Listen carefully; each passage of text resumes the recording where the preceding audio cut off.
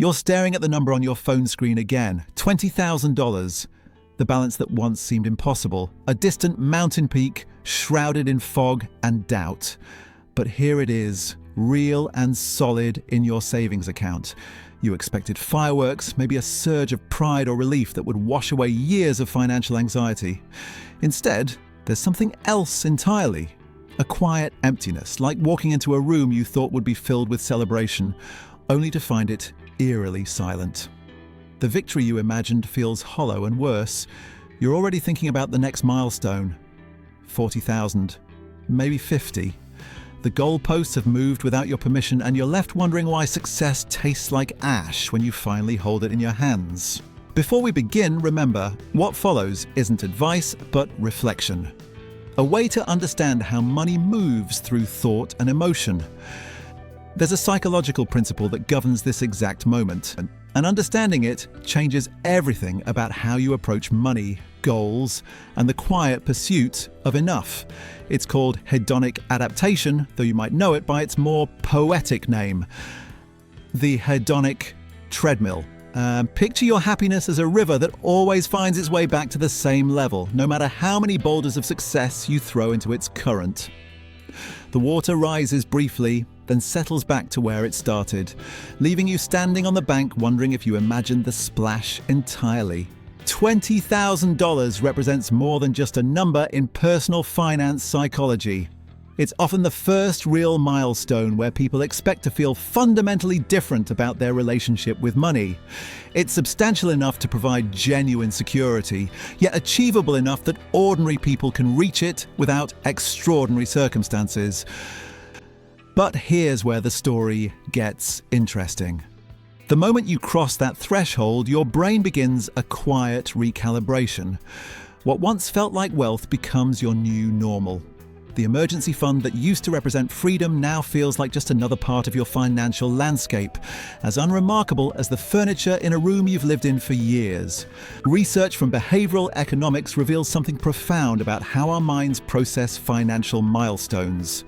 When Princeton researchers studied the relationship between money and happiness, they discovered that our emotional response to wealth follows patterns as predictable as the tides. Initially, there's genuine joy in reaching a financial goal. Your nervous system relaxes slightly. You sleep better for a few weeks. But then something curious happens. Your expectations quietly adjust upward, like a thermostat responding to temperature changes. The 20,000 that once represented security now feels like the starting line for something bigger. This isn't a character flaw or a sign of greed. It's how human psychology has evolved to help us survive and thrive. Our ancestors who remained satisfied with their current situation were less likely to seek out better resources, safer territories, or more advantageous circumstances. The ones who always felt a gentle dissatisfaction, a quiet hunger for improvement, were more likely to adapt and flourish. So when you reach 20,000 and immediately start thinking about 40,000, you're not being ungrateful, you're being human. The emptiness comes from a deeper place, though. Somewhere along the way, we've been taught that money itself holds transformative power, that crossing certain financial thresholds will fundamentally change who we are or how we feel about our lives. We imagine that future self with 20,000 in savings as somehow more confident, more peaceful, more complete. But when we arrive at that destination, we discover that we've brought ourselves along for the journey. The same fears, the same insecurities, the same restless energy that drove us to save in the first place.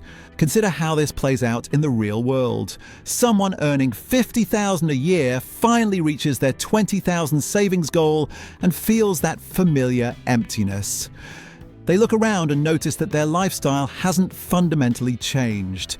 They still shop at the same stores, worry about the same bills, feel the same social pressures. The money provided security, yes, but it didn't provide the identity transformation they unconsciously expected. Meanwhile, lifestyle creep begins its subtle work. Small upgrades that once felt like luxuries now feel like necessities. The coffee shop visits become more frequent. The streaming subscriptions multiply. The occasional nice dinner becomes a monthly habit. This is where wealth-building education becomes crucial, not for the mechanics of investing or budgeting, but for understanding the emotional finance dynamics at play. The 20,000 rule isn't about the money itself, it's about recognizing the pattern before it traps you in an endless cycle of moving goalposts. When you understand that the emptiness is part of the process, not a personal failing, you can approach your next financial milestone with different expectations. The most successful wealth builders learn to find satisfaction in the process rather than the destination.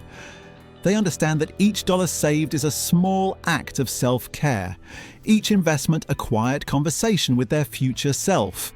They recognize that financial freedom isn't about reaching a number that finally makes them feel complete. It's about building systems that provide genuine security while remaining conscious of their own psychological patterns. The real revelation comes when you start to see money as a mirror rather than a destination. Those $20,000 sitting in your account reflect back not just your discipline and sacrifice, but also the stories you've been telling yourself about what wealth means. Every dollar saved carries the weight of a small decision, a tiny act of faith in a future version of yourself. But mirrors can be deceptive. They show us what we expect to see, filtered through years of assumptions about how money should make us feel. Think about the last time you received a significant windfall, maybe a tax refund, a bonus, or money from a side project. In the days leading up to receiving it, your mind probably painted vivid pictures of relief and possibility. You imagined the weight lifting from your shoulders, the freedom to breathe a little easier. But when the money actually arrived, the feeling was more muted than expected. Pleasant, certainly, but not transformative. Within weeks, that windfall became absorbed into your mental baseline, as unremarkable as the sunrise. This absorption process reveals something profound about how we're wired. Our brains are remarkably efficient at establishing new normals. The luxury apartment becomes just home. The expensive car becomes just transportation. The emergency fund becomes just money that sits there waiting. This isn't pessimism or ingratitude speaking. It's the fundamental architecture of human consciousness designed to help us adapt and survive rather than remain perpetually satisfied. Perhaps the real wisdom lies not in fighting this psychological pattern, but in embracing it with awareness. The emptiness you feel after reaching 20,000 isn't a flaw.